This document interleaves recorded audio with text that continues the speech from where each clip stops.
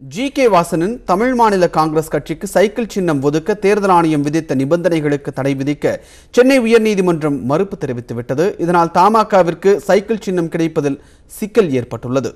மக்களவைத் தேர்தலில் 2 தொகுதிகளில் போட்டியிடுவதாக கூறி சைக்கிள் சின்னத்தை தமிழ் மாநில காங்கிரஸ் கட்சி தேர்தல் ஆணையத்திடம் இருந்து பெற்றது.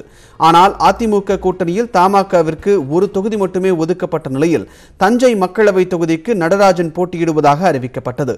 இதையடுத்து 2 தொகுதிகளில் கட்டாயம் போட்டியிட வேண்டும் எனவும் இந்த தேர்தலுக்கு மட்டுமே சைக்கிள் சின்னத்தை பயன்படுத்த வேண்டும் எனவும் தேர்தல் ஆணையம் நிபந்தனை விதித்தது.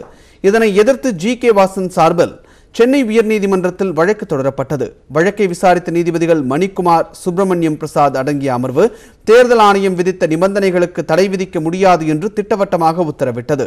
இதையடுத்து வழக்கு விசாரணை ஜூன் மாதத்திற்கு ஒத்திவைக்கப்பட்டது. இதனால் தஞ்சாவூரில் தமிழ் மாநில காங்கிரஸ் கட்சி சைக்கிள் சின்னத்தில் போட்டியிடுவதில் சிக்கல் ஏற்பட்டுள்ளது. புதிய தமிழகம் போல இரட்டை இலை சின்னத்திலேயே தமாக போட்டியிடும் என்று எதிர்பார்க்கப்படுகிறது.